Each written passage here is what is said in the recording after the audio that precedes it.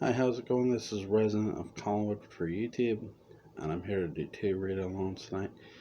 My first one is for Remains of Judgment, a Dark Shadow story. This was written by Mark Gilman. This is chapter 7.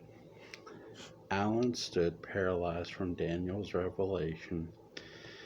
Turning to face him, Daniel stared intently in his eyes as he continued.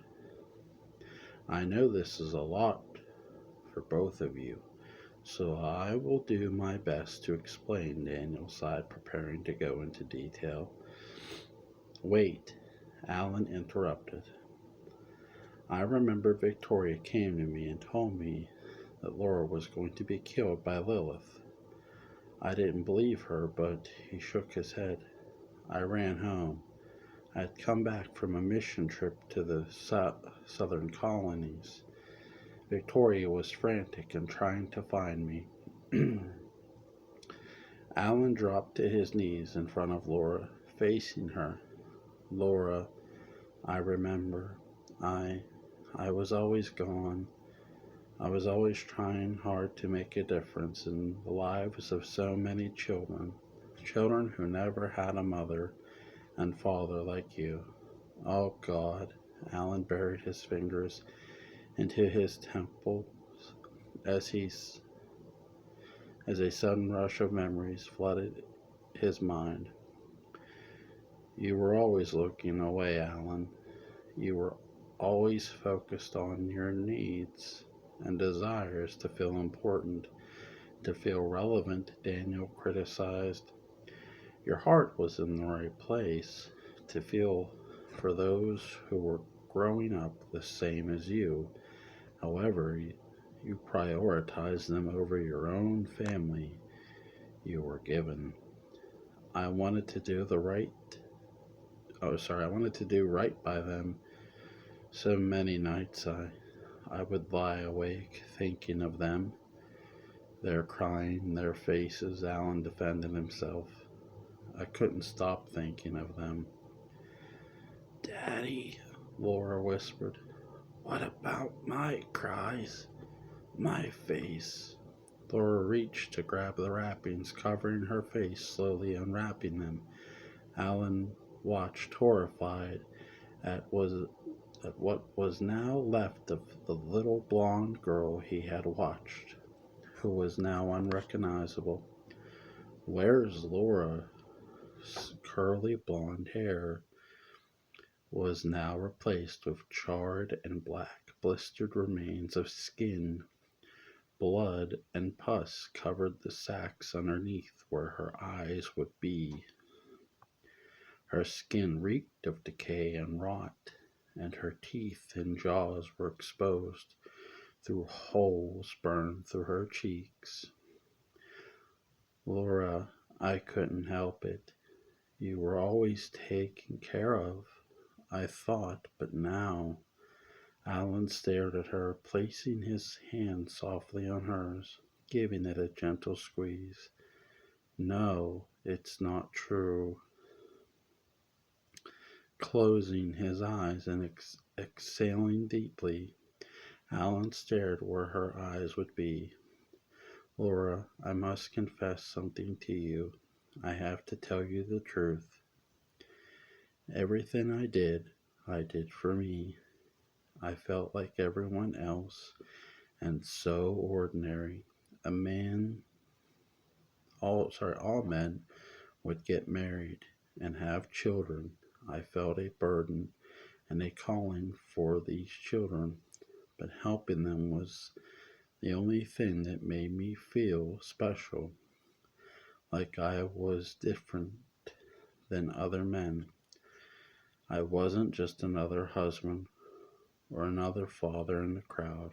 I was doing something and making a difference. Laura's voice rasped. How could you be so cruel, Daddy? You were everything to me. When Mother was beating me and torturing me, all I could think of was you. I kept waiting for you to come and save me. Victoria helped all she could, but she wasn't you, Daddy. You weren't ever there. Alan began to cry. Laura, I can't expect you to forgive me. I did this for so long that it got easier and easier for me to convince myself that I was doing this all for the right reasons. I left you alone, and I never knew what was happening to you. She did forgive you, Alan. This is why you're here.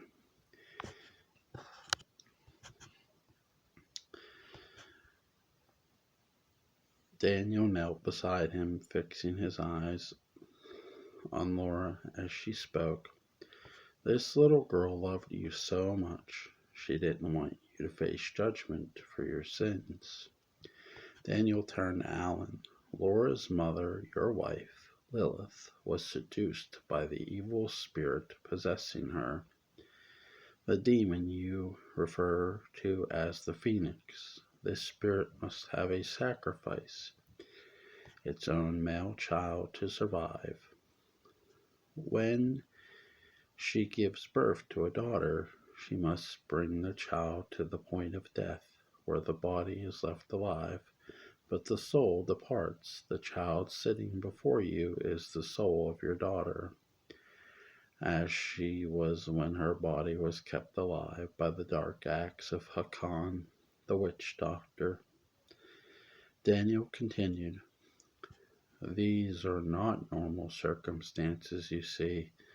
Normally, when the soul carries on and transitions to us, they are judged and received by our Father. Laura has lived many lives, but the child's soul is what you see before you. She had so many conflicting feelings toward you. I was assigned to help her sort through all these feelings. Feelings of anger, resentment, hatred for you, that were just as strong as her love for you and affection for you as her father. I asked Laura how she felt, if she was willing to forgive you for nearly 300 years. She sat in silence, thinking deeply about these feelings. Alan looked helplessly at Daniel, his eyes filled with fear and his stomach sick with grief. What did she say? Daniel placed a comforting hand on Alan's back.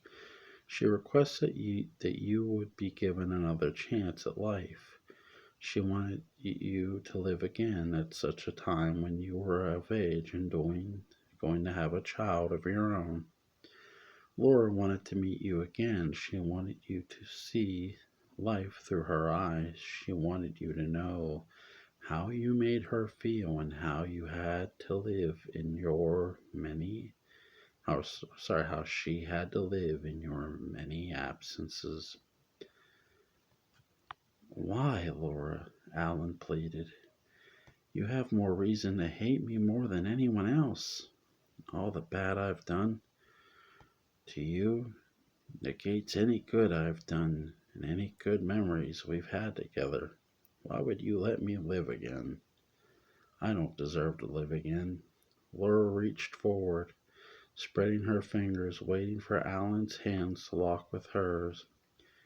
Because I know you're a good daddy, and you deserve another chance. I've thought about this for so long, and any child would be so blessed to have you. The memories we made are all that I have. Those memories are all that came here with me. They meant more to me than anything bad that happened to me. My last thought before I died was of you. You were the most painful part of my life, but also the best and happiest part of my life. Alan looked at Daniel. It all makes sense now. Victoria appearing to me months ago, just after my wife Julie found out that we were having a child together. He turned back to face her. All these visions were your memories. You were trying to show me that you suffered all the pain I caused you.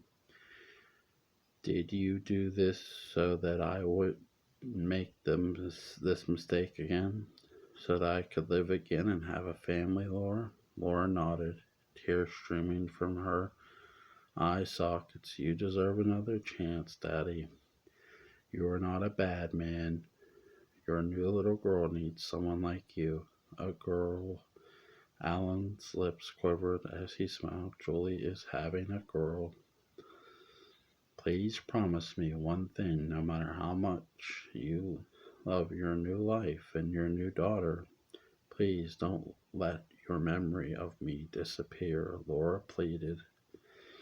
Alan leaned his head forward to hers. Holding her close, he held her tightly,